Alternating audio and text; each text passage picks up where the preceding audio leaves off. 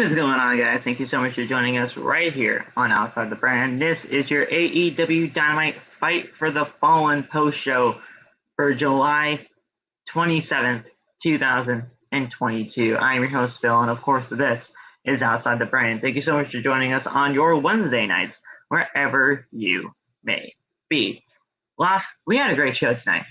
This show from top to bottom had great in-ring action. The flow of the show was incredible, and we had some great things happen for the future of this company with the AEW World Championship match between Moxley and Rush being absolutely fantastic. That was a great opener for the show.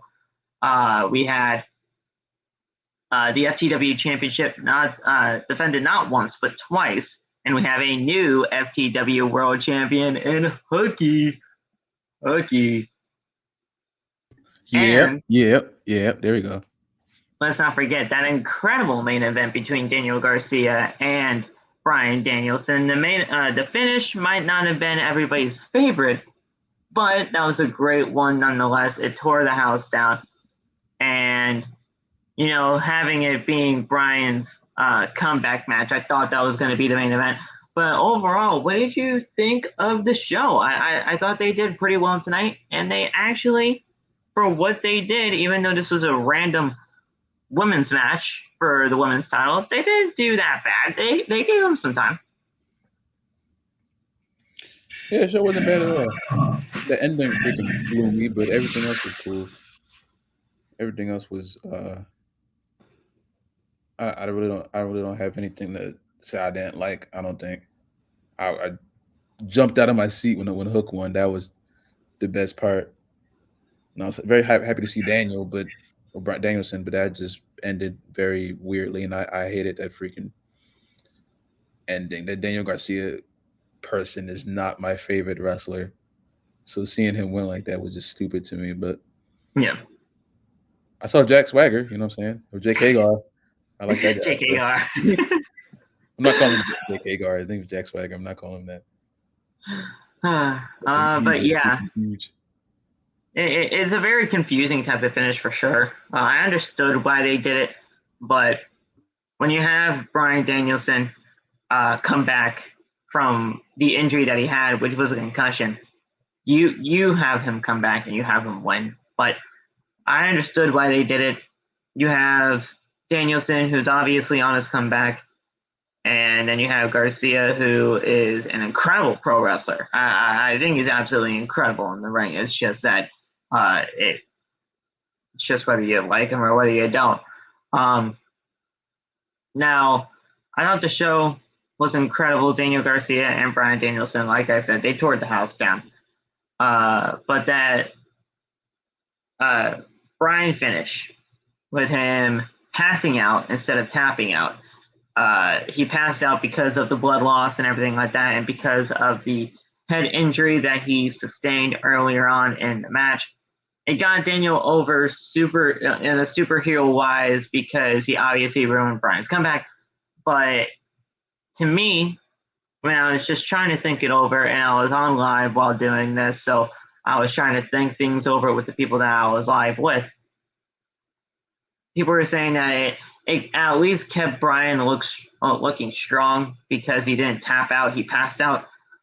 And I understood them to a point there, but the thing is, I still don't like the decision because on his comeback, you should have him win.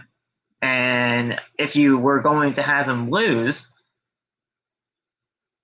I just didn't really understand the point of that, especially if it's against a guy like Daniel Garcia. It got him over big time because he got to win over a big guy like Bryan. But I don't know. It just felt a little bit weird to me. The match itself was cool. Yeah. It just ruined my whole excitement for Bryan coming back. Like, everything just crashed down when I saw that. So I'm like, okay. I don't see what the big deal is about Daniel Garcia. So I guess that's why. I don't know. And he didn't tap. So I knew he wouldn't tap. That was the thing about it. They put him in submission. I was like, he's not going to tap. And then I thought he was just going to break out of it. The whole pass out thing, that also caught me off guard. So, I mean. They kept him looking strong by not tapping out. That's the one thing that I did like. At least he didn't tap out. But I just didn't understand the point of Bryan coming back to lose. That's the thing. And Aiden, I'm not going to call him that. I'm not calling him Mitsuya because Daniel is actually great in the ring. Daniel's a great in-ring competitor. He's a great talent.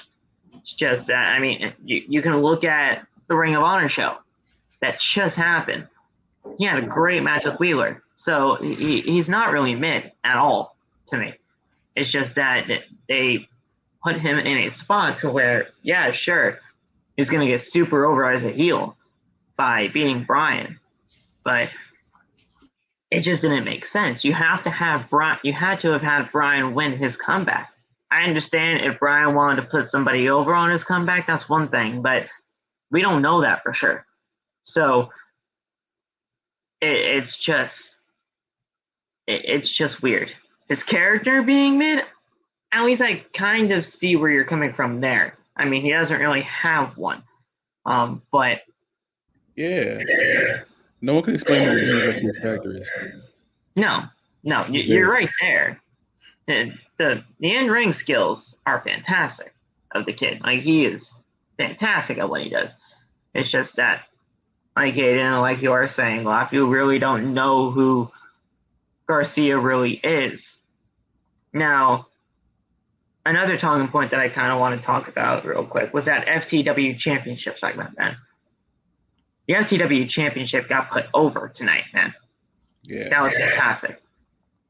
Ricky Starks and Danhausen. Obviously, Ricky Starks is going to beat Danhausen. I don't think anybody really had a problem with that.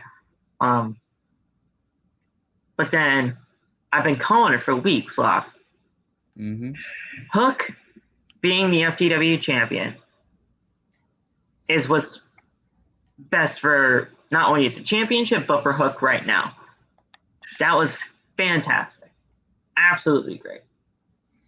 This is my favorite segment of the night. This whole thing from like Danhausen coming out to what happened at the end. That was my favorite segment of the night. I was watching Nate Log. Nate's face when Hobbs clothesline Starks was the funniest thing ever. I hope he recorded Dude, that. you should have been on my side, bro. I was like freaking the hell out. Bro. That was great. Oh my god, like, dude. Ricky Starks was obviously a made man with that championship. Yeah. Now that he's a face, now that he turned babyface tonight, not only just by that promo, but by the attack by Powerhouse, oh my god, this guy is going to go to the freaking stratosphere. Everything that he said in his promo tonight was 100% true. He's been like that. He's been one of the best competitors there since I started watching, but he's always been like under the radar because he had that belt. Hopefully they put a rocket to his back because, man, that guy is money. Everything about Ricky Starks tonight was perfect, and that promo alone turned him babyface, if not for the huge clothesline to the back of the head by Will Hobbs. That absolutely fantastic things going on there. The Women's World Championship. I'm glad that we finally had it here. I'm glad that it's kind of over. I just want a goddamn program for Thunder. Hopefully, the catalyst for a program with Thunder is this tag match that we're going to have next week. God dang it. Either Tony Storm needs to turn on Thunder or Thunder needs to turn on Tony. I think I said that right. God dang it with this Thunderstorm shit, man. We need something for Thunder. I'm sick and tired of this. Thunder. But she was not bad. But she was not bad with. I kept calling her Yamashita all this time. It's Yamashita. It wasn't bad, and they actually had time. It's just that it meant nothing. Yeah, I mean, it wasn't my favorite part of the night, but again, I was happy to see her get time. It was just, I think it's probably my lack of knowledge about her opponent. I think that's probably why I wasn't as. And that's the problem. That's 100% the problem. She showed up one time on Dark. Oh, really? One time on Dark. What's Do her I record? care? No. Is her record like 0-1 or 1-0? Let me look. I mean, she's not even a part of the AEW roster, so she probably won't even be on the site. She lost. I know that. Yeah. I know she lost, but like, she's not even a part of the AEW roster. She's a part of like an all women's Japanese promotion over there. Oh, okay. She's a part of a Joshi promotion, and it's not even like like TJPW or something like that. I think that's what it's called. You guys can correct me in the chat. Don't worry, it's not run by TJP. I know, it's probably what you were thinking. But no, it's not run by TJP. But you know, it's 100% what you were saying, though. The lack of actually knowing who the fuck she is the reason why people just don't care. And all you have to do is just give Thunder a piece of something to get her teeth sunk into. They just can't even do that. Like, because she's good at what she does. Great. And she can be a great champion. But if you don't give her something to do, yeah. then what is there to do? She's just there.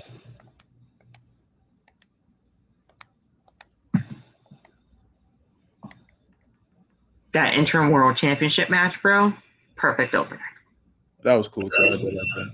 Perfect opener. Your Santos Escobar lookalike. That man pretty well. Roosh is pretty nice. Roosh is great.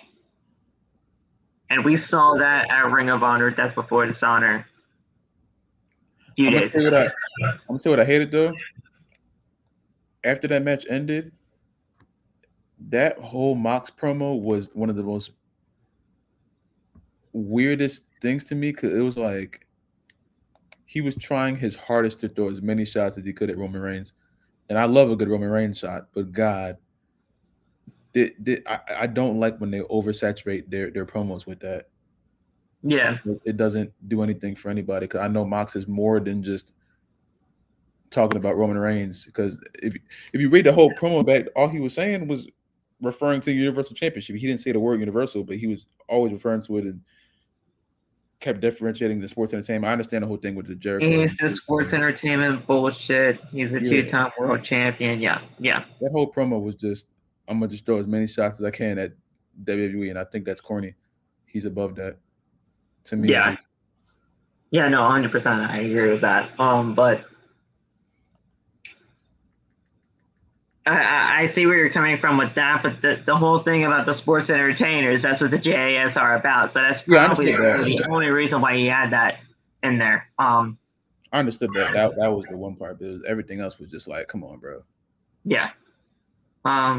But yeah, everything about the Roosh match with Moxley is great. I thought it was a great opportunity for Roosh to get out there in front of the audience of America. The thing is, being outside of the Ring of Honor spectrum is something that I think a lot of these Ring of Honor guys are probably going to have to, try to get used to. But I think he performed fairly well in that circumstance. And the thing is, Roosh is a fantastic talent. And you're going up against Moxley, and you're going up against a guy that's like pretty much one of the standard bearers of this company. Mm-hmm. You're going to be just fine. Mm-hmm. And hell, William Regal on commentary, he put him over quite enough. Yeah, he was having William Regal. The man can put over pretty much anybody on the mic. So you had him on commentary there, and you're good to go. And one other thing that we have to talk about before we get into the actual, review portion of the show. Major news as the AEW Trios Championships were revealed today. That's fantastic. Interesting. I mean, I wasn't one of the people that was clamoring for it, so I guess I'll just watch and see what happens.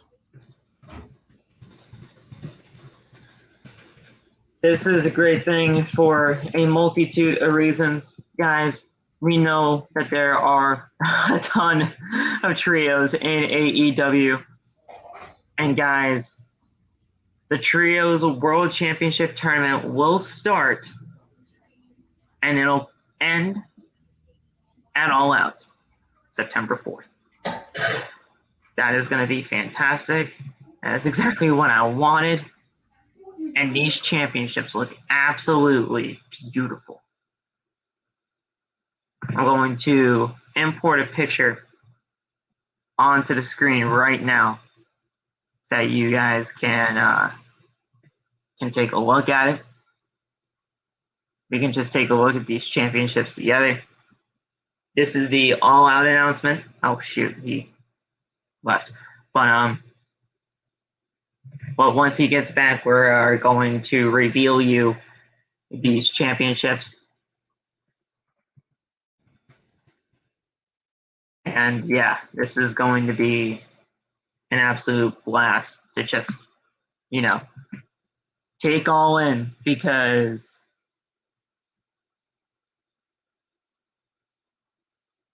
this is something that we've been wanting for quite some time now.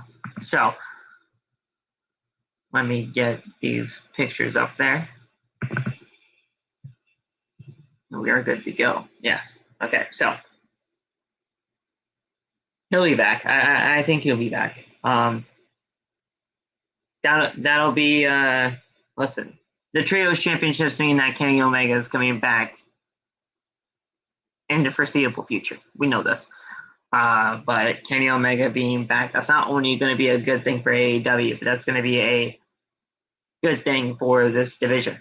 The division of the Trios Championships are going to be even better with Kenny Omega and the Young Bucks as a unit. We all know that Red Dragon and Adam Cole, they're most likely going to be involved in all of this. House of Black, they should be involved. Blackpool Combat Club, they should be involved. There are a ton of trios, is where I'm getting at. And the thing is, this Trios Championship Tournament deserves all the respect that it's going to be deserving of. And I hope that with Red Dragon and Adam Cole and the Young Bucks with Kenny Omega and the Elite, possibly a Dark Order trio could be a part of this. Best Friends with Orange Cassidy could possibly be a part of this. 3 members of the JAS could be a part of this. I mean, there's a ton. There are a ton of options that Tony Khan has when it comes to the Trios Championships. Now, I'll just show you guys them right now, because these Trios Championships are fantastic looking. Look at that. Look at these championships.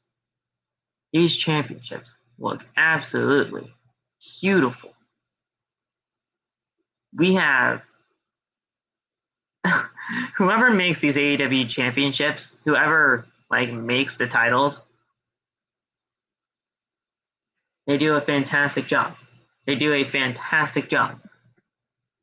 It's something to witness as the AEW Trios World Championships will be crowned at All Out. Red leather belts. Oh, it actually has their insignia there. Oh, God. Sorry, Aiden. I didn't even know that. I didn't even know that. But red leather, you guys do a fantastic job. These championships are gorgeous. And guys, All Out is going to be the place. Trios World Championship Tournament coming soon, all out September 4th, live on pay-per-view at the Now Arena. We will be getting the finals of the Trios Championship Tournament. It's going to be great. It's going to be great, and I can't wait to see what we got in store. I'm possibly already predicting that it's going to be Kenny Omega and the Young Bucks versus Adam Cole and Red Dragon. I'm pretty sure it's going to be those two trios in the finals. I would rather like to see House of Black in these championships, but my bad. I would rather see, House of Black win these championships, but nonetheless, whoever wins these championships are going to be better off for it. The Chicago is spoiled, Aiden. I 100% agree with you. They get everything. Chicago gets everything. Connecticut don't get this shit. Like, come on now. So, but regardless, this is going to be a great thing for AEW. This is going to be a great thing for the Trios division. This is going to be a great thing for just the company alone. I know it's another championship under their belt. I get that. I know it's another championship that they just added. But Trios championships needed to happen.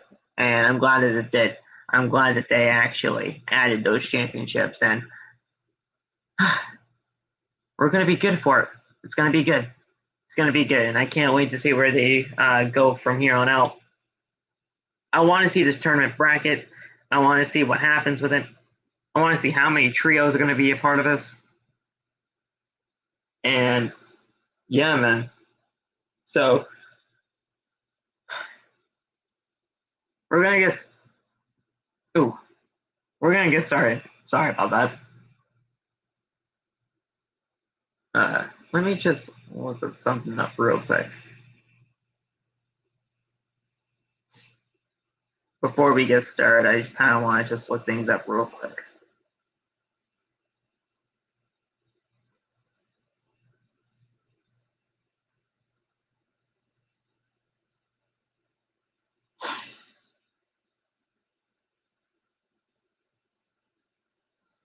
Okay, yeah, no. I thought there were other reports about the Trios Championships, but we'll be fine. We'll be fine. If I get any news on how the Trios Championships really came to be or anything like that, then I'll let you guys know. But as of right now, we all know that the Trios Championships finals will be at All Out. And yeah, it'll be great. It'll be great. So we're going to get started with the AEW Dynamite poster review, guys. If you guys enjoy what you have heard so far, make sure to hit that like button as hard as you possibly can. We should be seeing no less than 18 likes on the video today. And without further ado, all we have to do just to get ready before the actual review can start is just do the normal selling out type gimmick. So, guys,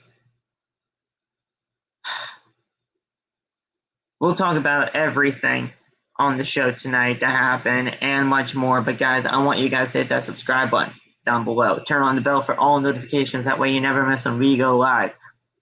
While you're down there, also don't forget to hit that thumbs up button, like I said, down below as well. We should be seeing no less than 18 likes for tonight's episode of OTP. You guys can go follow us on social media. All the TikTok links are down in the description below. You guys can also follow me on Twitter and Instagram at @BillyMatt_. And make sure you guys go get your t-shirts. Bonfire.com, the exclusive home of Outside the Brand and its merchandise. A ton of new items on the merchandise store. And we will be getting up a code for this weekend, for SummerSlam weekend. And yeah, you guys can go get your t-shirts and anything else that you would like to rep OTB wherever you may go at bonfire.com, the exclusive home of Outside the Brand and its merchandise. The link for the merchandise store is in the description. All right, guys, let's get right into it. Once Locke gets back on in here, you'll just fill him on in. All right, so starting off with Moxley and Rush, the AEW Interim World Championship. And man, was this match a banger. A banger. All right, listen. I'm only going to acknowledge this once, okay? Tony Khan. What up, Tony? How are you, my man? It's my dad. It's my dad. What up, Tony? Man, glad you're able to join us, man. Tony, we want more stuff for Thunder Rosa. Please, just give me more things for Thunder. That's all I would want. Thank you so much for the Trios Championships, though. That's what I've been wanting for. Yeah, it's pretty much MJ, probably, but but you have to acknowledge it just once, right? So, Tony, thank you so much for joining us on Outside the Brand. The AEW Interim World Championship was on the line as Jon Moxley defended against Rush. This was fantastic. As, Rush is a great talent. Moxley, fantastic, one of the standard bearers of the company, and he just does what he does. He puts out banger matches. So that's what we did. Rush with a hard strike and then belly to belly into the turnbuckle. Rush then with a palm strike. Moxley then fights Rush and Rush falls to the mat. Jose then distracts the referee and Andrade knocks Moxley off the rope. The Lucha Bros and Alex Abrahantes run down to chase off Andrade and Rush covers for a 2 count. Moxley then hits a lariat and Rush with a high knee to a straightjacket pile driver for a 2 count. Rush then hits a big boot in the corner, but misses a running dropkick. Moxley with a choke, and Rush with a headbutt. Moxley hits a Death Rider for a 2 count, and then Moxley locks in the Bulldog choke for the tap out victory. And still your AEW Interim World Champion, Jon Moxley. Jon Moxley retains his championship, as we all thought he should. And there you go. So, after the match, Chris Jericho's music hits. And Chris Jericho with the JAS, they come out there. Parker says, shut the music off. This town doesn't deserve to sing Judas. And Jericho says that it was an amazing match. You are on a roll, but it's nothing compared to the roll that JAS is on right now. Garcia will beat Danielson. Sammy will annihilate Dante.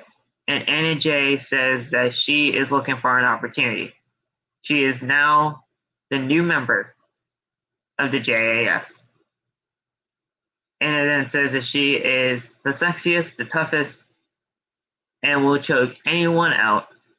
Jericho then says that this is the kind of intensity that he had last week when he beat Eddie Kingston. And he will beat Moxley. After 2.5 years, he demands a rematch for the AEW World Championship. When he wins, he will be the first ever 2-time the champion. And Moxley says that he hates Jericho. He hates the sports entertainment bullshit.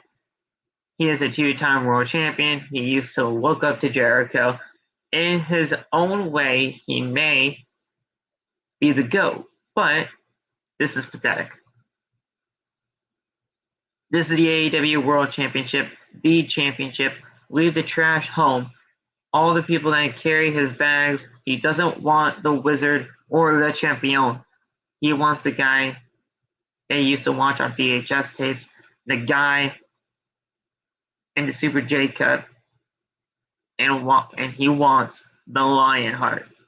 Jon Moxley versus the last survivor of the Heart Dungeon. Excalibur, Taz, and JR introduce the brand new AEW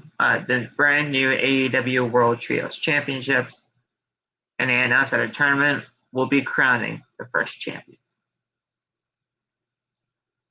So there you go. That was part of the whole ordeal there. You know, it was a great promo by Moxley. I understand what Laugh was saying there about the whole sports entertainment bullshit, but you know, as a part of the JAS shtick, so I understand to a point why he was bringing that up. Sorry, guys, I'm really tired tonight. But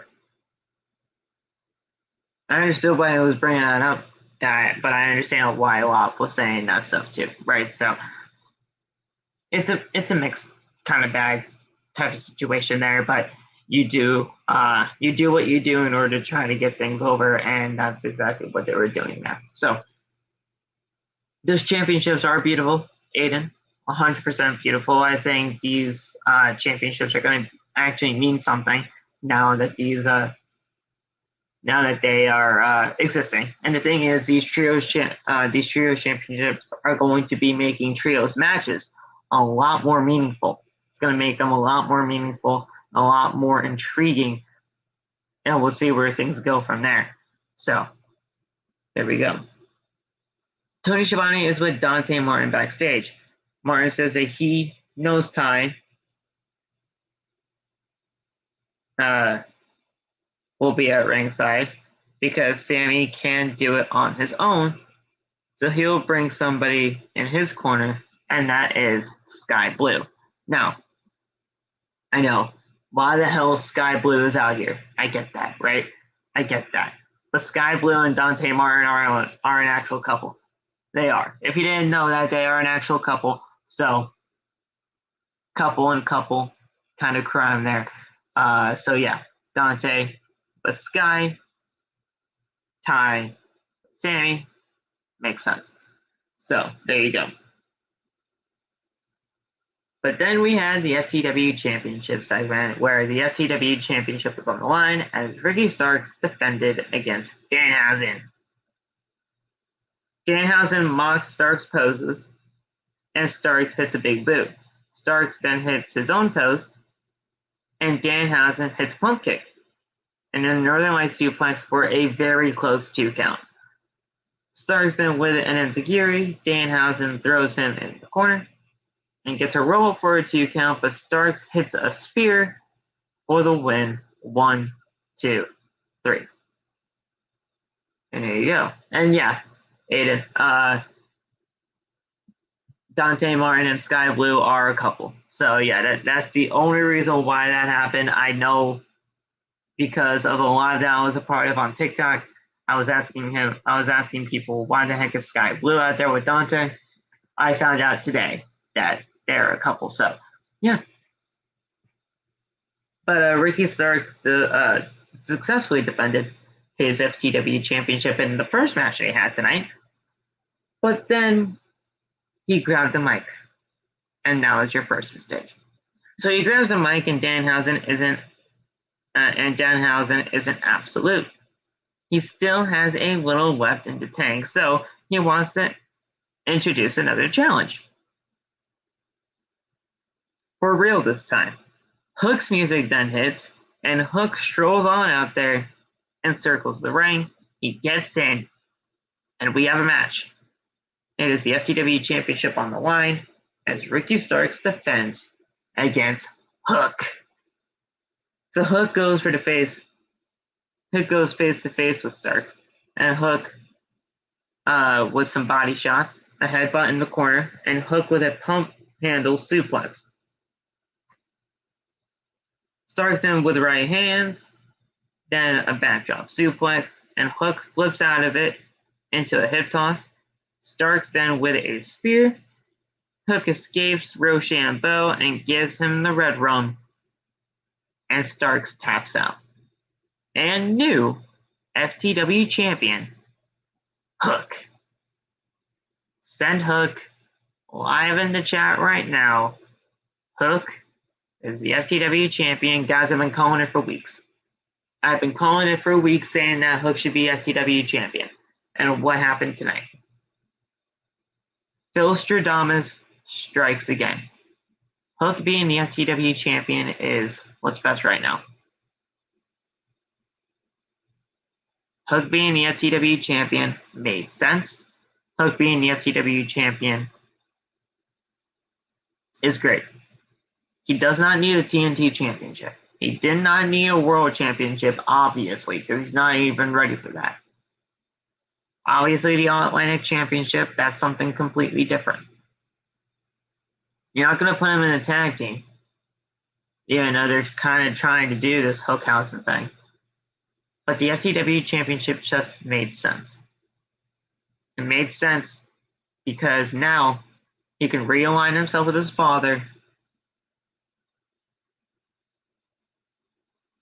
And there you go. There's your mouthpiece for Hook. Hook doesn't need to speak. You have Taz with you. You have your father with you. You're set to go, man. Taz is a great promo, so you have him be a part of all of that, and you're good to go. And by the looks of it, I think that might actually be the case. So we got all that started. So Stark shows some respect to Hook with a fist bump, and then Hook leaves with the championship. So we come back from commercial break, and we have a recap of Hook's victory for the FTW Championship. But Tony Schiavone is in the ring with Starks and Hobbs. Starks says that he might have lost, but he is okay with that. He wants everybody to know that he made the most out of that championship. He brought that championship back to prominence. He gave 100%, and he deserves it. He doesn't want to wait. His time was last month. His time was yesterday. His time is right now. Hobbs then all of a sudden attacked Ricky Starks with a massive clothesline to the back of the head, pretty much decapitating him. Absolutely perfect. Absolutely perfect. I did not see that coming. And man, if that promo didn't get Ricky Starks to where he needed to be as a babyface, that attack sure did. That attack by Powerhouse Hobbs is fantastic on Ricky Starks. It was just time. It was just time for Ricky Starks to turn babyface. And the fact that they used Hobbs in order to do that was perfect. I thought it was great. I thought it was absolutely fantastic. Ricky Starks is way too good to be a heel right now. People are getting behind him. People are over with him. It was just a great thing. I understand, Josh, where you're coming from. You thought Ricky was going to turn on Hobbs. I could have saw it, but Hobbs being the one to turn on Ricky made the most sense. It was a great story. And the thing is, it got Ricky Starks over big time, man.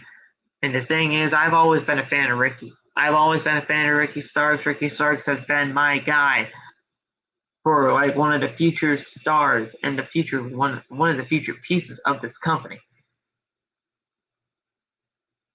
And man, they pulled the trigger tonight. It was absolutely awesome.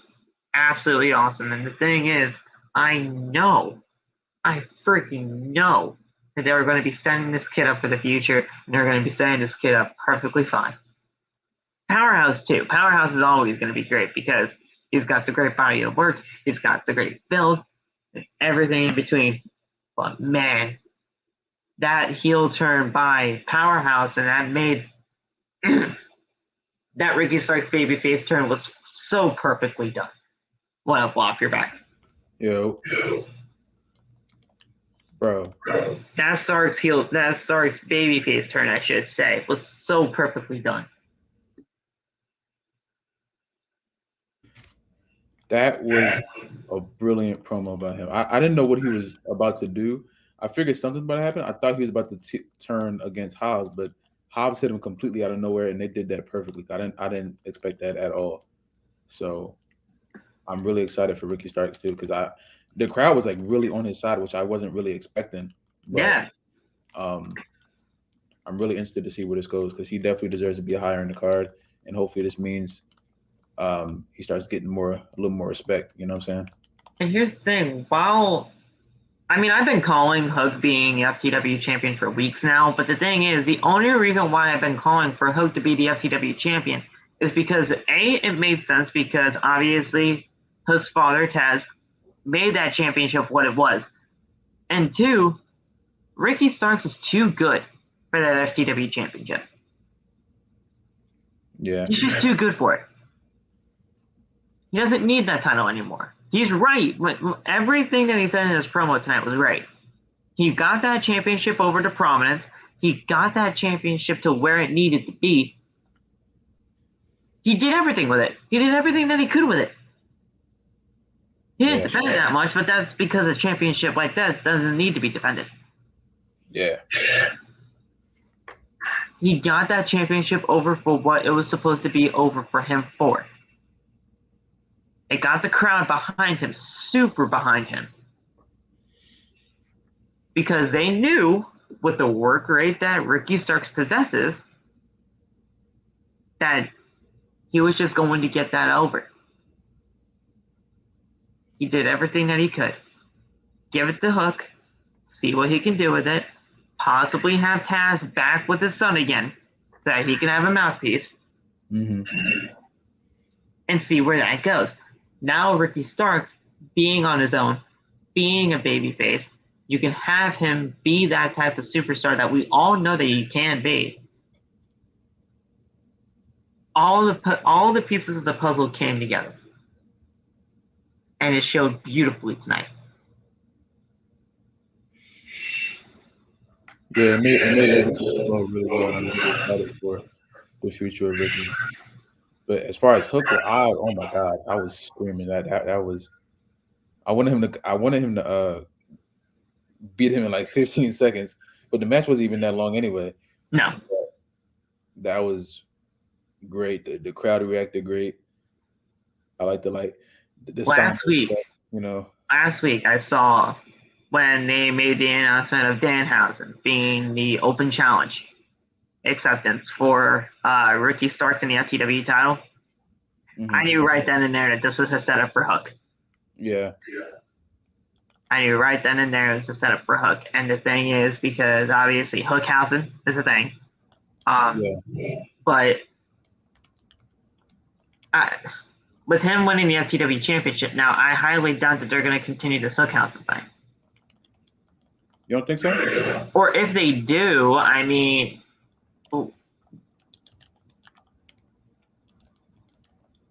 I would want them to split up, but only because at the end of the day, I don't really think that this tag team was really supposed to last long.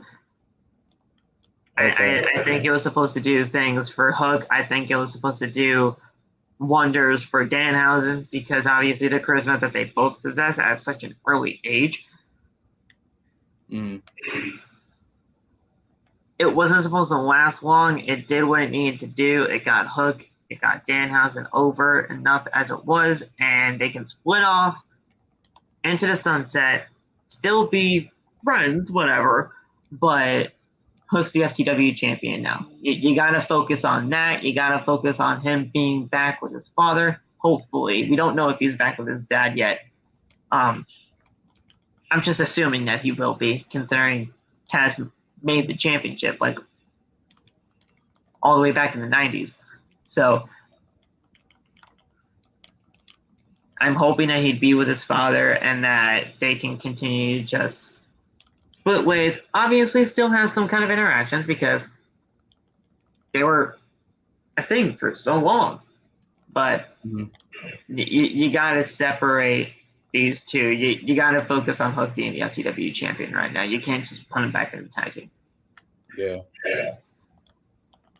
But we'll see. I thought it was just an absolutely great segment for the FTW championship as a whole. It got it over big time. It got Hook over. It got Starks over. It got Powerhouse over as a heel. It did all the right things. I'm really excited to see where this goes for Hook. Hopefully, he talks more. I feel like they're gonna let him talk more with this championship. I hope they do. I want him to talk more, but if they got Taz to just be his mouthpiece, I will not be mad at that either. Oh no, that's great too. Either way, you're in a really good position with Hook, so.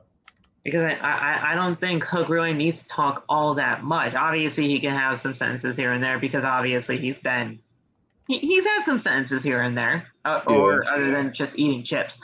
Yeah.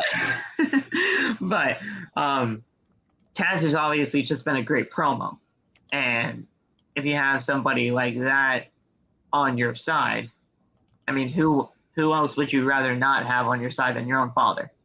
Yeah. So it's going to be a great thing. I think what they did here was perfect. People can like Hook, people can not like Hook all they want, but they did the right decision tonight. Yeah. But by the way, dude, Hobbs decapitates Darkseid. That he blocked. he decapitated the fool. My God. Then we had the Acclaim backstage, and they won the rap battle as of last week. We know this from Rampage. But this week they will roast them once again. They will need to watch their music video to see their next match on Friday. Friday is trash day, and that's a mic drop. The Acclaimed are just great. We're getting music video. Dante Martin and Sammy Guevara. Sammy Guevara had Ty in his corner. Dante Martin had Sky Blue in his corner. You're probably going to ask me now, why the hell was Sky Blue here? Yeah, I didn't understand why she was there. Sky Blue is the legitimate girlfriend of Dante Martin. Oh, okay. Yeah. Now I know why she was here. So, boyfriend on girlfriend and boyfriend and girlfriend on Crown there. So, yeah. Well, not even boyfriend and girlfriend for Sammy and Ty because they're goddamn engaged. So, there you go. And Ty made it very clear that she was taken tonight by her jacket. So, they're so weird. The jacket legitimately said "till death do us part." So, I mean, they're so weird. But hey, at least they're embracing the heel, right? I guess. At least they're embracing the heel. They may be completely repulsive on television, but at least they're embracing it. If that's what heel means, being completely repulsive, then I guess to them it does. At least, I mean, hell, if it. I told you before, the definition of a heel has been destroyed these past. It is legitimately destroyed. Yeah. Really bad, man. If they think making it on television is just going to be the great way to get them over as heels, that's on them. But I'd rather see some legitimate heel work than just, the cheap stuff. Hey, man. But that's what they do. Oh, no. This match should have went longer, though, I think. Yeah. I think it kind of went short because of Martin's knee. You said what? Because that knee was freaking wrecked tonight. Wait, I didn't hear what you said. I think it went short because of the knee of Dante Martin. Oh, okay. I think it did. I don't know I don't know that for sure, but that knee got wrecked tonight in that match. I didn't even notice him get hurt. There was a spot where he was going off the top rope and he kind of he landed a little awkwardly on the knee. It kind of buckled. And then when he was doing the finish of the match with the cutter, the springboard cutter that he usually does into the GTH, the springboard cutter, he kind of like folded awkwardly on the injured knee. Either he was selling it really good or something legitimately happened. And that springboard cutter, he folded. He folded on that knee. I thought he was selling. I think about this. I know what you're talking about. It could be a sell. It could be a sell. I don't know, but I don't know. The match ended really short though, so I thought that it could have been either legitimately for the knee or it really could just be for the selling. I don't know, but that GTH though to end the match. I mean, the GTH is obviously a thing of beauty, but I don't know. Maybe we'll find out. I don't know. Yeah. But we came back from commercial break and Martin he throws Guevara out of the ring. Martin then dives onto the outside and Guevara hits a knee strike. That knee to a diving Dante Martin. He got him. That was a good one. Flush. He got him flush in the face. Guevara then hit a senton to the outside, and Guevara then hit a Spanish fly cover for a 2 count. Martin then with a backslide for a 2 count, and then he hits a flipping backdrop for a 2. Guevara then counters a double jump moonsault. And Martin then he tweaks his ankle or the knee. And Martin then he hits a Spanish fly cover for a 2 count. Martin then with a sidewalk slam for a 2 count. Ty Conti,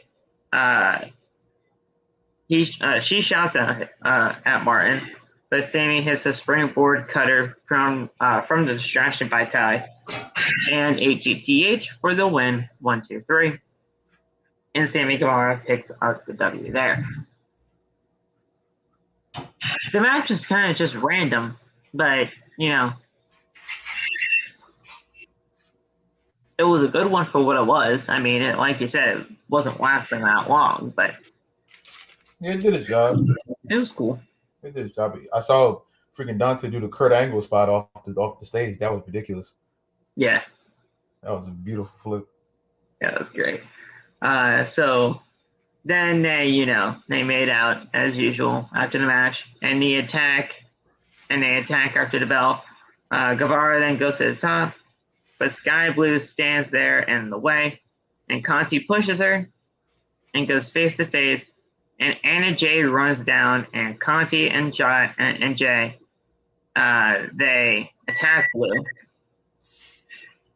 Then Kingston, Ruby Soho, and Ortiz run down and chase off Sammy and TJ. Who was that blonde woman? Blonde woman. She came down to help Ty and Sammy. Oh, Anna Jay. Who the hell is that?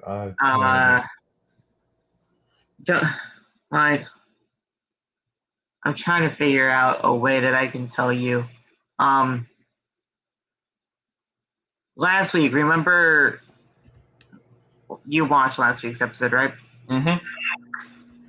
When the girl that attacked Ruby Soho in the main event of last week with the shark cage. Oh, okay. She's the one that attacked Ruby. Okay. Huh. And now Anna Jay is a part of the Jericho Appreciation Society. Anna Jay was a part of the Dark Order. That's okay. Okay, now I know what that is. Okay. Yeah, she was a part of the Dark Order. But obviously they switched things up for Anna. They gave her something completely better to do. This is so much better for her to do than the Dark Order, because honestly, the Dark Order doesn't. It exists, but they don't show up. They show up, but but they're not prominent on TV, I should say. This is just something way better for her to do. And the thing is, wow, she is only 24 years old. Getting to work with a guy like Chris Jericho is going to do wonders for her career. I sure hope so. Giving her that rub is going to be something so important for her. And that's the thing that Jericho has been doing ever since really making these stables here in AEW. The Inner Circle helped Sammy. It helps Sammy, LAX, well, not LAX, Pride and Powerful, and many others. And that's what he's doing right now with the JAS. It's going to help Anna.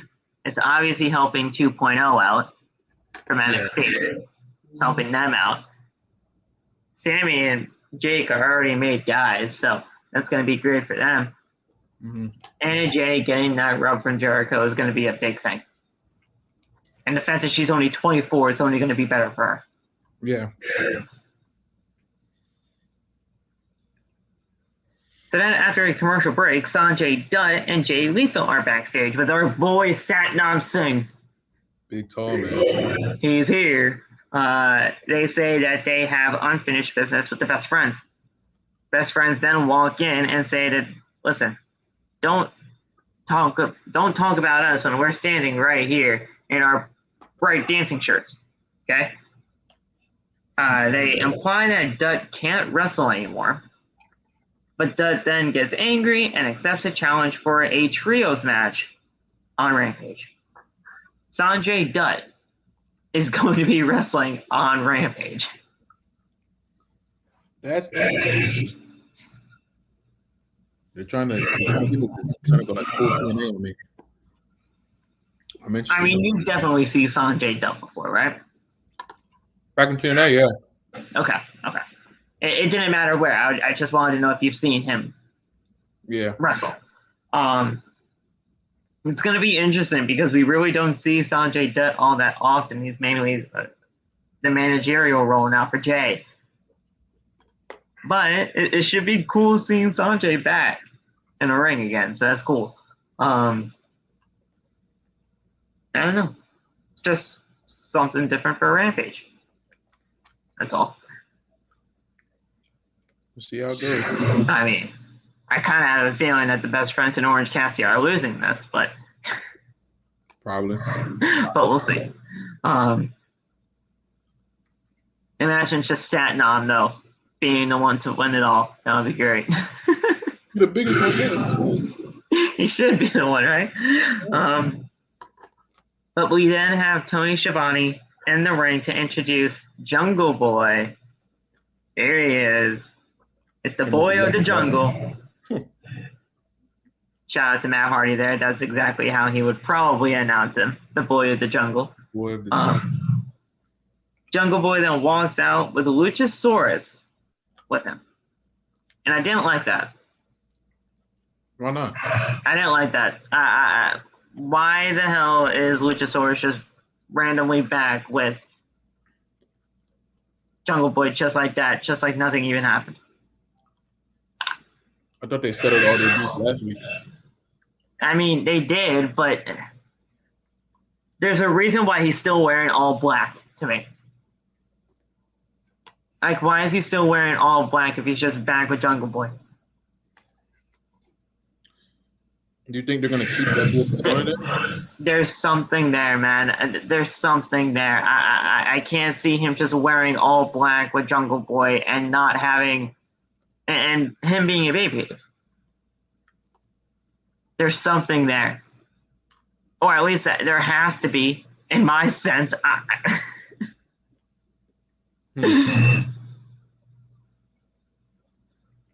don't know. To me, I felt like there was a reason why he was wearing all black still. They're very well could be, you know. I mean, I guess we'll find out for weeks to come, but Jungle Boy, he took the mic and he was conflicted, but says that Christian is the biggest pussy he has ever met in his life. Like, oh, I'm like, well, shit. We're going right in. That's one. He says that he watched Christian talk bullshit about him and his family, and now he is the most relevant that he's ever been his entire career. That's two. Cage ran from him. He knows that Christian was strapped for cash as his wife has divorced his ass. That's three. So Jungle Boy says that Christian has a small Christian is a small prick and he needed somebody to protect him. But Cage's monster is Jungle Boy's best friend. That's 4. Yeah. Christian then made it clear that his only goal was to hurt him, but he can take that. He can take the attacks. 3 years ago, he was burying his father. He was burying his father's grave. Christian interrupts. Christian then says that he could have guided Luchasaurus, but he threw it all away for Jungle Boy's to be Jungle Boy's lapdog. So there you go. He didn't run because he was scared. He ran because he was afraid of what he would do. Christian then says that Jungle Boy might have a monster, but Christian knows all his secrets, and now he will prey on those weaknesses. Christian Cage is great. This Jungle Boy promo was great. I can't wait to see what they do at All Out. They're going to continue building this thing, man. Call my man. If Tom Cole is still wrestling, call that man. Tyson Tonka. That guy was crazy. If they get him back, they're gonna have a whole 2-on-2 match at All Out. If Tom Cole is still wrestling, I haven't seen that guy in like 11 years, so hopefully he's still doing things. I gotta go back and watch some of this stuff because I don't really remember him all that much. He wasn't there for that long, but when he was there, he was like a prominent figure for Christian. Okay, so they have history together. Yeah. That's what you're saying. Okay. Tom Cole was Christian's bodyguard. Oh, okay. Yeah. Okay. Back in TNA, yeah. Okay. Yeah, no, then I'll look back and watch some of the stuff then because like I said, I don't really totally remember him all that much. But if you're thinking that a tag match is going to be what's the best for All Out, I'm not going to be denying it. Yeah. You don't think a singles match between Christian and Jungle Boy would not do anything well? Not really. Any certain reasoning for that, or just you don't want to see it? I don't want to see it. I don't see what they can get out of that one-on-one match. Like, obviously, like, oh, I won, but it's just like I see more excitement out of a tag match if you have Luchasaurus still there, depending on how they do his character. Because there's no reason to have him in this new character, but just having him stand alongside Jungle Boy when he's fighting Christian, because probably he's gonna interfere or some way get involved. So I might as well just put a tag team match, get everyone involved, and do it once, and then get it over with. I think Luchasaurus is fully back with Jungle Boy. I just don't like. I just feel that like with him still wearing all black, there's a reason for that. I don't see why he would be still wearing all black if there wasn't. Yeah, there's something going on. But that's the thing that I like about AEW here a lot, is that we can speculate all we want, but we really don't know, and that's going to be the beauty of this part of the story. I feel you. So I'm going to be intrigued no matter what. It's just that I just feel that there's some kind of reason, and hopefully we do get that. Yeah. But then we had a handicap match between Tony Nese and Smart Mark Sterling versus one half of the AEW World Tag Team Champions and Swerve Strickland. This was random as fuck, but it got Swerve over, so. I didn't even see this match. I wish I watched it. I don't know what I was doing, but I missed this match completely. It really wasn't all that big. Okay. So, it didn't last long, because obviously Smart Mark Sterling is going to be Smart Mark Sterling, and he's a jobber, so he has all this happen. But he has, after a picture-in-picture, Nese hit a body scissors and elbow strikes in the corner to Swerve.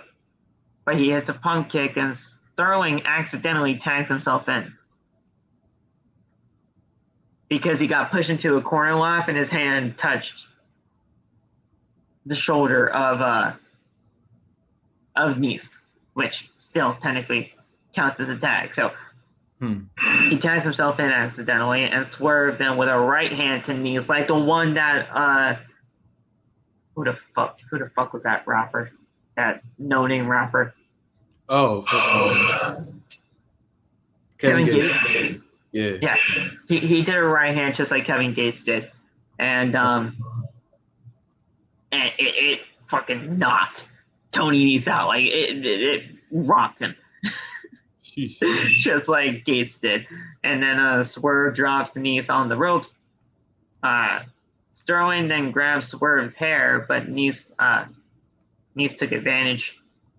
And then on the outside, Swerve then chases Sterling, and he catches him back inside the ring. He hits a huge super kick and covers for the 1, 2, 3. Strickland pinning Smart Mark, so it's fine. It's fine. And that was it. But it was what happened after the match that was intriguing to me.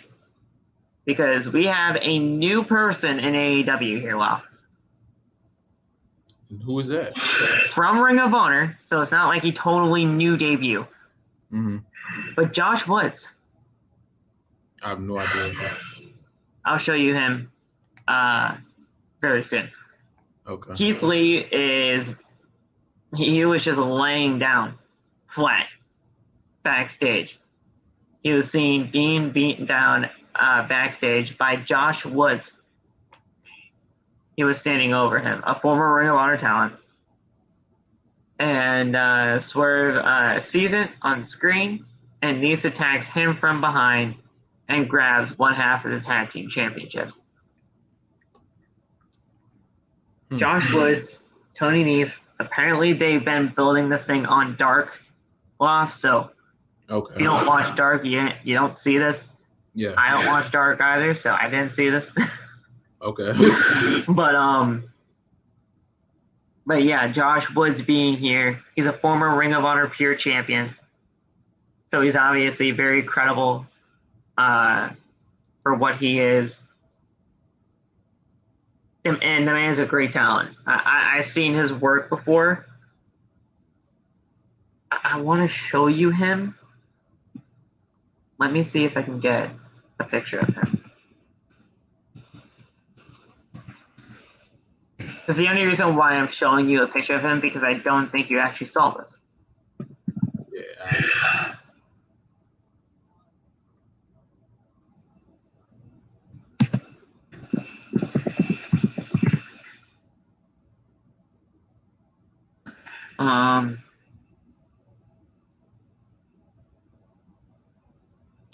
I'll tell you this though.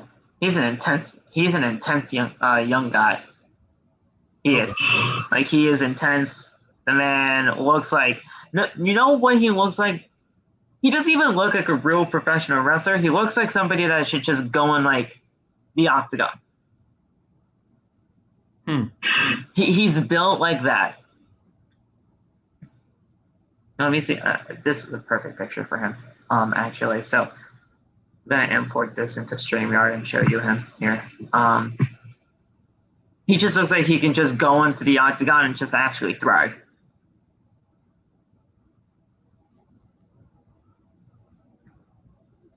Was he the Ring of Honor Pure Champion before Wheeler, guys? Because if he was, wow.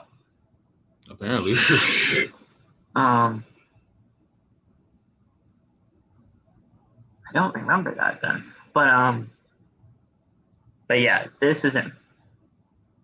Yeah, he looks amazing. He just looks like a guy that can go into the MMA or just into an octagon and just thrive. Yeah. And man, it's just built like that. Yeah.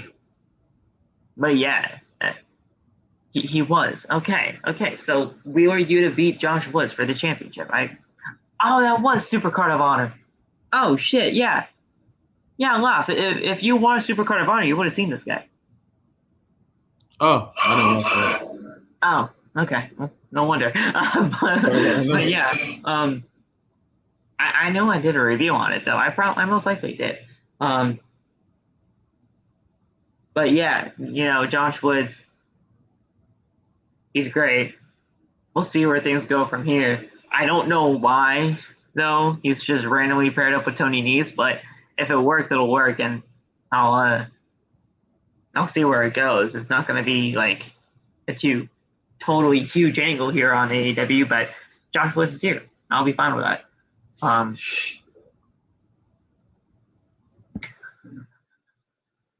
Josh. That's crazy. Josh. That is crazy. You crazy. You crazy tonight. I mean, you're not totally wrong, but I think my comparison for the MMA is a little bit better than that. But then we had, after a commercial break, Miyu Yamashita. No, not Yamashita. Not Yamashita. Yamashita. I've been calling her Yamashita this entire time, and I've been butchering her name. But it's Miyu Yamashita. She made her way to the ring, and out next is obviously Thunder Rosa for the AEW Women's World Championship. They at least gave these women some time. I'll say that much. But did this match mean a single thing? Absolutely not. It didn't look like it. But was this match good, though? Yes. This match was way better than I thought it was going to be. I'll give it that. It was way better than I thought it was going to be. Because their first match back in Japan, it wasn't rough. But there were definitely some, I would say, language barrier problems. They didn't really have too much chemistry in the ring their first time around. Mm-hmm. Plus, Yamashita, it looked like she just didn't really get to some kind of spots that she was supposed to be getting into. Yeah. Like footing-wise and everything like that. But this time, she actually did bring it, and she gave Thunder a pretty good fight. So, I'll be okay with that. But Yamashita, she hit a high kick in the corner, and then Rosa with a forearm strikes back and forth between the two ladies. Rosa then with a thrust kick, and Yamashita hit a German for a very close 2 count. Rosa then ducks under a roundhouse kick, which is her finisher, by the way.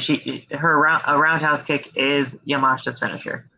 So Yamashita then hits an enziguri and hits a skull kick cover for a 2 count. Yamashita then counters a slam for a 2 count, and then she hits a kick. Rosa then with a high knee, a roundhouse, and then the Fire Thunder Driver for the win. And there you go. And still your AEW Women's World Champion, Thunder Rosa. After the match, Rosa and Yamashita then bow to each other. And that's how the match ends, with them shaking hands. At least it's something. At least they gave them time. It's something. I just want a goddamn program. Like, I just need a program for her. I need a real feud. Yeah. Yeah. Wonder when Ty is getting her match. Oh, Taya Valkyrie. Oh, shit. Yeah, because they're supposed to have a match, too. I don't know. I don't know when Valkyrie's going to get her match. I don't know if it's for a championship. I don't know if it's for the title. If you don't know, Taya just outright challenged Thunder Rosa a few weeks ago to a match. as far as I'm aware of, it's not like a championship, like I was gonna say championship contender. What do they call it here? A championship eliminator match to get a shot at the title. But I mean, and that's as far as I'm aware of. But Taya did challenge Thunder to a match, and we don't know when that's going to happen just yet. We don't even know if it's going to be AEW recognized. So we'll see where that goes. But yeah, I hope it's something. I'd actually like to see Taya here, but I mean, I think she's signed with Impact, so I don't think it would actually kind of work. Probably not. Well, actually, I don't know. I don't know. It's weird, but I know Taya's going to get Thunder at some point. It's just whenever they're ready to do it. Yeah. After commercial break, Daniel Garcia makes his way to the ring, and Jericho joins them on commentary. Bryan Danielson makes his entrance next, and Danielson hits a running boot before the bell could even ring. So he went freaking hard right out the gate. That's my guy right there. And man, this match got some time. We started this thing at around like 9:35-ish or whatever. We had like about 5 minutes for the entrances. And we had like a good 18-minute main event. AEW usually sucks when it comes to the main event timings, but this time they actually got it right. It's definitely a long night. Made me so mad. Yeah. Everything was going fine. Usually you see the AEW main events like come on at around like 9:45, and then obviously the entrances come on, and we're pretty much running to commercial break with almost 10 minutes left of the show. But this time they actually gave it time, which they needed it to. With Bryan Danielson's comeback match, you give that shit time. Yeah. You give that time. But we did have a commercial break in between all of this, and obviously with it being like a half hour left in the show, there was going to be one, but I'm glad they did it where they did it. Yeah. So Garcia with hammer and anvil elbows. Danielson then he stands out from them, and then Danielson hits his own elbows, then a shoulder capture suplex for a 2 count. Garcia then with a lariat, and then a brainbuster for a 2. And then Danielson gets a cover for a 2 count by just rolling him back up. Garcia then with a slap to Danielson, and Danielson slaps back. Rolling elbow, and then a Busaiku knee out of nowhere. Freaking fantastic. I thought that was going to be it. But Danielson then goes for a label lock, but Garcia escapes the ring. Danielson then hits a diving knee off the apron as they get back inside the ring. Somebody grabs Danielson's leg. And then Garcia hits a pile driver, then looks for a sharpshooter, and Garcia leans back, and Danielson passes out. Now, Danielson was busted open early on in the match. Danielson was really selling his head. The reason why Danielson was out for so long was because of a concussion. Well, he got a concussion. He got a concussion in the Anarchy in the Arena match. Oh, okay. So that's why he was out for so long from then until now. He had a concussion then. They were selling the head injury.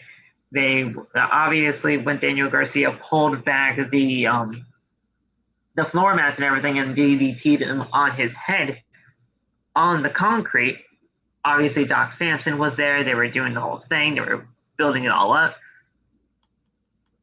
And we had all that taking place. We had also in this match, I mean, with all of that coming through, with Daniel Garcia and Bryan Danielson, we knew it was going to be a great match. But like Loft is saying with that finish, we just did not really understand the point of that. With Bryan coming back and him losing, it just doesn't make sense. Yeah, no. I don't care that he didn't say he lost. Like, I understand making both of them at least trying to make both of them look strong. I get that to some extent. With him not tapping out, he passed out. I get that to some extent. But Danielson should have won his first match back. Yeah. And that's just it. And it's nothing against Garcia. Garcia's a freaking great talent. Like, I continue to push. But this was just Daniel's match to win. Like, you have him return at Fight for the Phone, one of their biggest like shows of the weekly calendar year, not even just the pay-per-views, of just a weekly calendar year, because they always do these special events. You have him return here, and you have Bryan lose? It's just head-scratching. Obviously, there's something more to this, though, because he didn't just pass out for just no reason. I want to give him the benefit of the doubt, but at the end of the day, he just should not have lost. Yeah. That's the root of it. Yeah, like I've always give Tony the benefit of the doubt and, letting things, breathe over here, right? But when you have a booking decision that's pretty much as easy as this, with Bryan winning on his comeback, that's just it. You have to just capitalize on that. Or if you wanted to keep Garcia perfectly okay, then you should have just booked somebody different for the match. Exactly. It doesn't matter. It matters to a sense, but I don't think Bryan should have been the one to take that fall. Right. To put Daniel over. If you wanted to put Daniel Garcia over tonight, you could have had Bryan return at some other point. Yeah, that's true. And I get it. He had a great match with Miyu Yamashita. He lost at the Ring of Honor show and everything. He probably wanted to get him a win back because of how good that match was. But against Bryan, no, I wouldn't have done that there. And Aiden, 100%, I see where you're coming from with that, with him wanting to put him over because he sees something. I get that. And Bryan Danielson, we all know he's not going to be wrestling for 20 plus more years. We get that. Like he sees something in Daniel, obviously. Right? And he showed it here tonight in this match. This match was great. I don't know. It's just weird. And the thing is, you rarely see a Blackpool Combat Club member lose. Yeah. I don't know. He originally wanted him to be in the BCC. I didn't know that. So if that's legitimately a thing, he obviously sees something in the kid. So I'll give Daniel the benefit of the doubt there, but I don't know. I don't know. I think Lop and I are just kind of in the same sentiment here that it just should not have been a loss for Bryan. Yeah. I mean, Danielson's gonna obviously talk about it next week or something. Something's gonna happen here. because there's a reason why he didn't tap out. And I'm glad he didn't tap out. I hope he's somehow. There's something here. Yeah. There's a lot of it. This entire show was building up for other aspects within storylines. Yeah. Like, there's something there. With the whole reason of Luchasaurus still wearing all black in that segment, there's something there. With Danielson not tapping out tonight, there's something there. This was a setup episode for things to come, and I'm fine with that. Fight for the Fallen was an absolutely great show. But we don't know where things are going from here, and part of me likes that. Part of me likes that, but I just don't know where things are going to advance. It's weird. It's weird. I never really felt like this kind of speechless for a show before like this. At least I don't know what's going to happen next. Yeah, and that's the thing. We like that. I think I want to kind of preface that. Wow, I like not knowing what the hell's going to happen next. Yeah, it's better that way. Like, it's much better that way. Watching the damn show. Like with WWE, we know, like some of us, we just know exactly what's going to happen right now. Like right now, it's not even a WWE day. Yeah.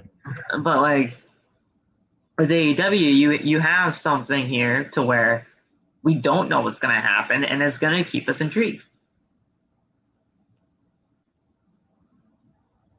It is, Josh, 100%. It's the best part about being a wrestling fan. You just watch it for the product. And that's what I like. So we'll see where things go from here. I'm not going to just shit on this just yet. It just didn't make sense for me at that time. Yeah. So we'll see where things go. I'm gonna let it play, but it was just head scratching. No pun intended with my scratching on my head there. But yeah, that's it. That was your AEW Dynamite Fight for the Fallen. This was a great show. Again, I want to preface that. Bryan's match was great. Daniel got put over to hell for some reason. I like it, but I don't know if I like it too. It's a mixed bag for me. Thunder actually has some time tonight, which is great. Yeah. Trios championships here in AEW. Absolutely love it. Tournament for All Out. Loft. These championships are beautiful. I'm interested to see what they're doing. Very interested. I want to see how many people are in this tournament. How many trios, I mean. I hope it doesn't go straight to tournament. I really hope. That would really suck. You weren't here when I gave my finals prediction already, but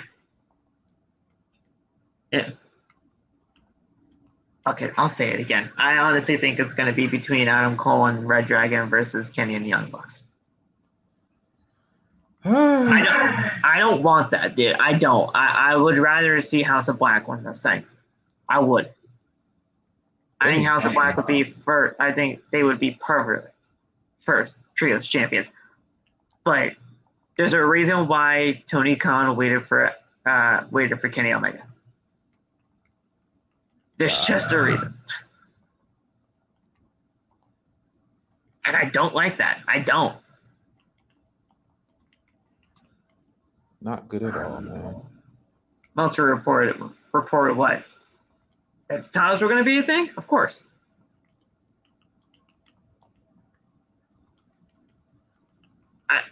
I knew the trios titles were coming. Like a long time ago. As long as Adam Cole's team doesn't win, what you got with Adam Cole? I like Adam. I like Red Dragon. AEW Adam Cole is boring. Oh, boo. Come on. You know it is. Say it right now that it's better than NXT Adam Cole. Oh, no, it's definitely not. All right, then. But I want to say it's boring. I can't think of one noticeable thing that he did while he was there, except when that nut-ass tournament that he didn't have to win. All right, I'll agree with you there. But yeah, Carmelo Hayes for SummerSlam. Oh my gosh, Need that. That's what I'm talking about. Yo, you saw what Triple H tweeted? Triple H tweeted, "Oh my God, what?" He answered Rollins' tweet. I think something's happening, man. Oh my God! Oh my Triple H. I think it's almost time.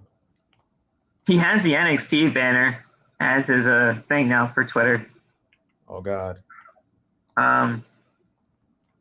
For those of you guys who don't know, Seth Rollins did tweet out earlier on today after the announcement of Riddle's stinger. For anyone who purchased a ticket for SummerSlam, hoping to see me in action, I apologize. I did everything I could over the last 6 months to earn my shot on this show. But some things are out of my control. Thank you for always singing my song. They'll hear ya someday.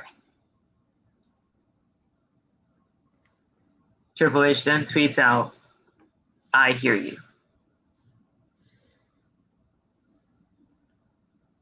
The end is near, Roman. I got 2 people that we need to see for SummerSlam. Okay. Or at least for Seth Rollins' opponent. Okay. You're bringing Johnny Gargano back, or you're having Carmelo Hayes come back. Or come out. Melo comes out at SummerSlam, I'm going to lose it. It's either Johnny Gargano or it's either Carmelo Hayes. I'm telling you guys right now. The A-Champ is what if it's both, bro? Triple threat? What if he just brings back, but oh my God, dog. Triple H has like this one SummerSlam. Or listen, I know these, video packages are for Edge and everything like that, right? But imagine if it wasn't. Bray is coming on Saturday. Imagine if it wasn't and it was The Fiend versus Seth again. I haven't been this excited for a pay-per-view in like months. We know Triple H is going to be making a creative splash for this show. The Bloodline collapse is most likely happening. Oh my gosh, please. We got this creative splash with possibly a return or a debut, depending on what happens. Flip this whole company over. I can't even believe I'm saying this, but I'm actually excited for SummerSlam. The winds of change are coming, and they're blowing in Roman Reigns' direction. Thank you, Vince, for retiring. That's all I have to say. Thank you, Vince. Listen. It was just your time, bro, okay? It was just your time. And the thing is, Vince called me into his office earlier on in the week. So he had some words for me. He has some words for me. Oh, and I'll let you guys know those words soon. But man, SummerSlam 2022. We'll be right here. I'll be live on TikTok, man. I got like over 20 people registered for that shit. It's time for the money. We here. It's time for the money. We here. Oh boy, let's go. So with AEW being this good, with SummerSlam on the freaking horizon, and I can't wait for that. And I don't even have to work SummerSlam Saturday. Let's go. We're gonna be in there.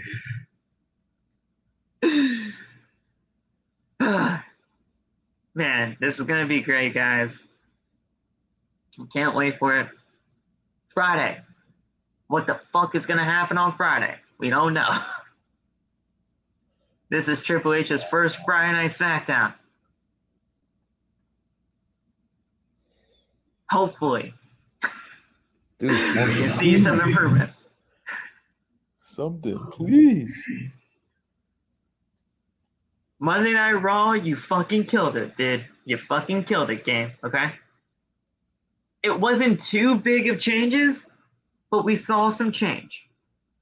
It was the best we've seen in a while. Right? I mean, this was the best Raw, honestly, for me, of 2022. Yeah.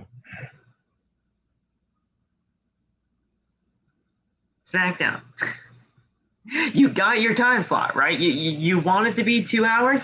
From the clip that I showed on TikTok that has over 50,000 views, which I didn't think was going to happen, you have your time slot now. Let's see what you can do with 2 hours. Yeah, that should be his bag. Yeah, 2 hours should be his bag. Let's see what you can do with your 2 hours. Talk to him, Josh. Change the ropes. Listen, guys. I made our. There you go, Ada. Thank you. There you go. See, look at we got our freaking agendas, man. Our movements. It's game time. Oh, it's hashtag change the ropes. Hashtag change the stage. We in it. Tonight we ride for honor. OTB. 2022 is OTB's year. Oh God. Yeah, I guess. I'm so excited. We did some great stuff tonight. We love y'all. Thank you guys so much for joining us tonight. We love it. We'll see you guys on Friday. And yeah, man, do you have anything else to say before we get the hell out of here?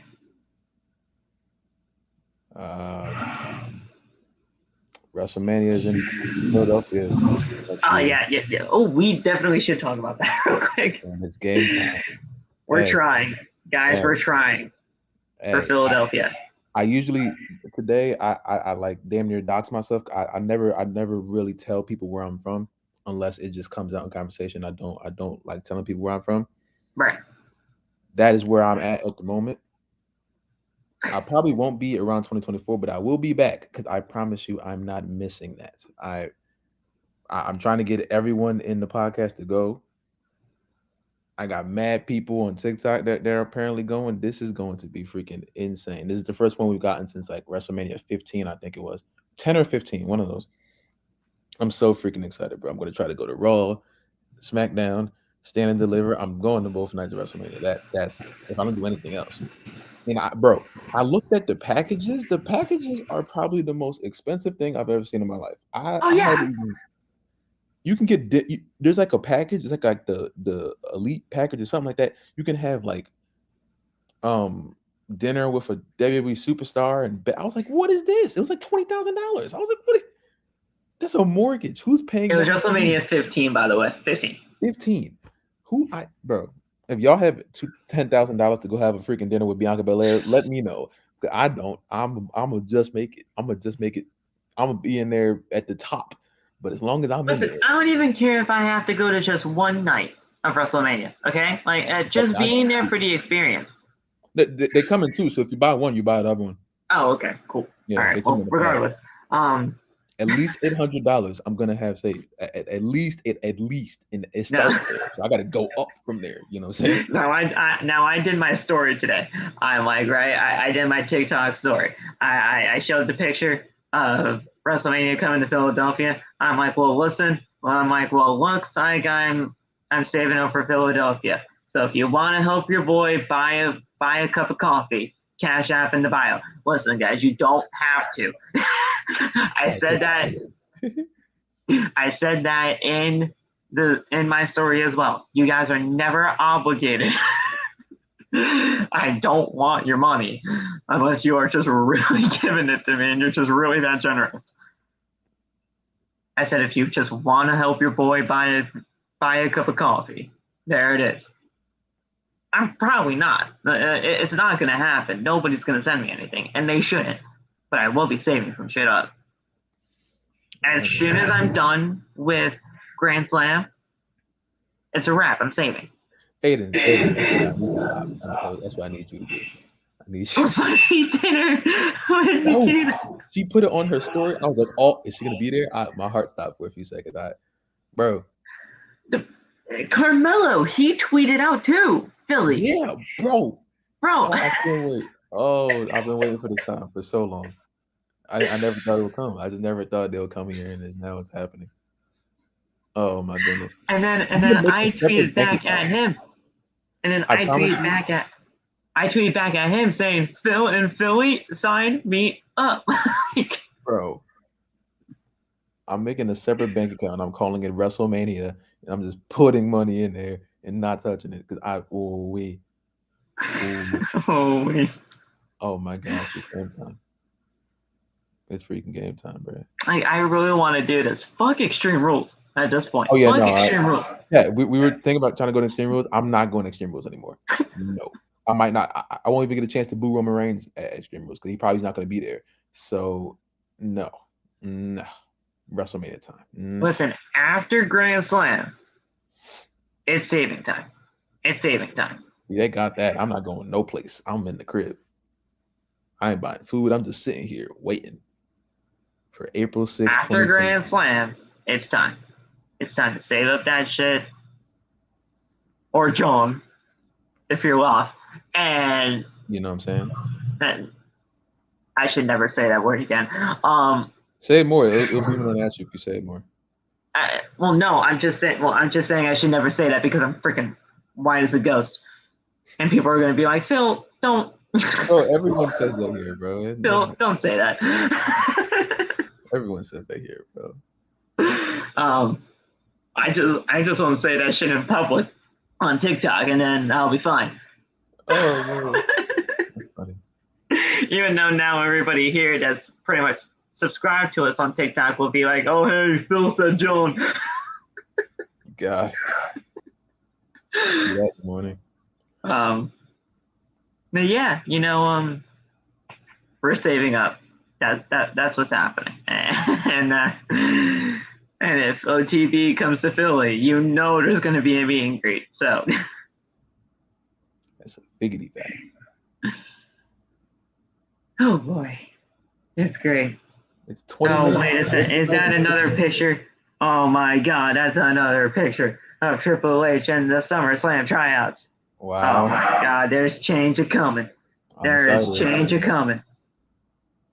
Oh my God. Thank you to all for the happy birthday wishes and messages. Spent the day with the team looking at the future of WWE. Excited for this week of hashtag WWE tryouts. The future is bright at WWE Recruit. He's just, it's just solely focused on the future, and I can't wait for it. Bro, WrestleMania 40 was the first WrestleMania like under full Triple H control. Yes. That? Like that's ridiculous.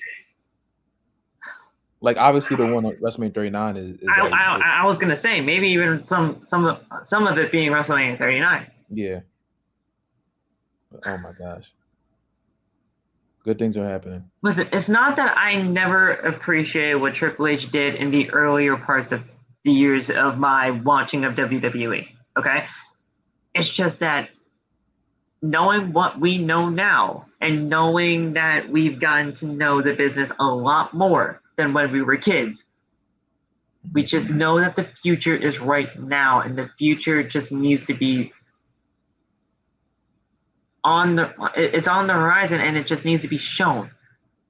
Yeah. Right? So Triple H being the catalyst for that, that's just what's best right now. And him retiring, that's obviously a thing in itself. And like Law said, it was the biggest day in wrestling history. But then Triple H being the now and being head booker and just being present now, that's the second biggest day because it's just what needed to happen. Yeah. So for any of you guys that are just honestly not even a part of this ride for Triple H now being, the head of things to come for the future of this company, I'll be completely blunt. We don't want you here if you guys aren't ready for this. It's gonna be fun. But for the people that are here, and for the people that are behind this agenda, just like we are, that the future is now, we love having you here. And I know a lot of, pretty much, I think everybody in this chat is a part of this agenda. So we're fine with that. Like, we love having you here. This is great. I am. Can I get a hell yeah? There you go. Oh yeah. Get the hell yes in the chat, man. Let's go. What? The game is here. What? What? No, guys. This is going to be so good. All right, guys. That's it. We'll talk to you guys soon. Have a good rest of the night. We'll see you on Friday, the first SmackDown under the regime of Triple H. Indeed. Talk to you guys soon. If we hear Roman saying the daddy promo one more time, I might. No more daddies. Oh my god. That was hilarious. That's enough daddy.